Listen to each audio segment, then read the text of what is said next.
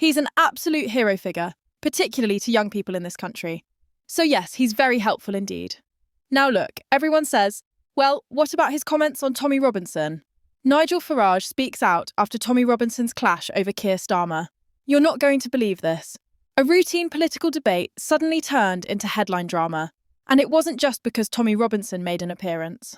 What really shocked people was what came after, when Nigel Farage, never one to stay silent, decided to weigh in on Robinson's clash with Keir Starmer. And let me tell you, the reaction has been explosive. Here's what actually went down. Welcome to Back Britain Unfold. During a charged session, Robinson raised sharp criticisms aimed at Labour leader Keir Starmer.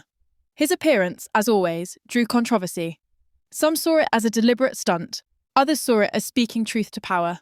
But then Nigel Farage entered the conversation, and this is where things really took off. Farage, who has built his career on blunt, straight-talking politics, didn't distance himself.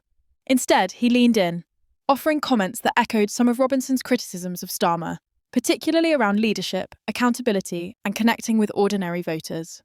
In Farage's words, there's a reason people are frustrated. They feel ignored. And when someone raises that frustration, even if you don't like who it is, the message can't just be dismissed. That one statement lit the political fuse. Why? Because it framed the debate in a way that put Starmer in the hot seat, not for what Robinson said, but for how he responds to public anger. Farage didn't fully endorse Robinson, but by validating the frustration he expressed, Farage positioned himself as the voice of disillusioned voters while painting Starmer as out of touch. It's classic Farage, taking a controversial moment and using it to highlight what he sees as the failures of mainstream politics. And the backlash was immediate.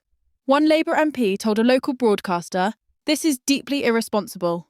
Farage is giving legitimacy to figures who thrive on division. Meanwhile, a Conservative backbencher shot back with a different take. Farage is simply saying what millions are thinking, that Starmer doesn't connect with working-class Britain. Social media, of course, exploded. One comment read, "Farage siding with Robinson. That's a new low." Another countered with, "No, he's just saying what we all feel. Politicians don't listen." British politics has shifted dramatically in recent years. It's no longer just about policy platforms. It's about moments, personalities, and who can capture the frustration of the public. Robinson thrives on spectacle. Starmer tries to project calm, serious leadership. Farage? He inserts himself right in the middle, translating the spectacle into a political talking point that sticks.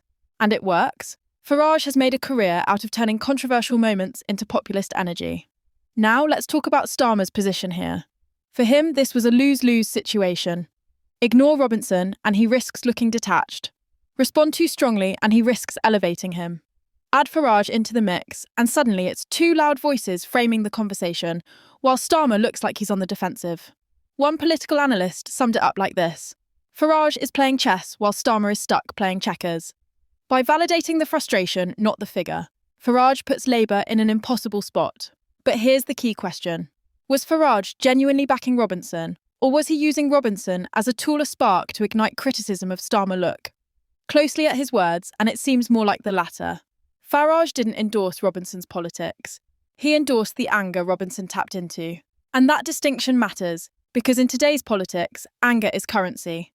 Whoever channels it most effectively often controls the narrative. Reactions from the public highlight just how divided the nation is.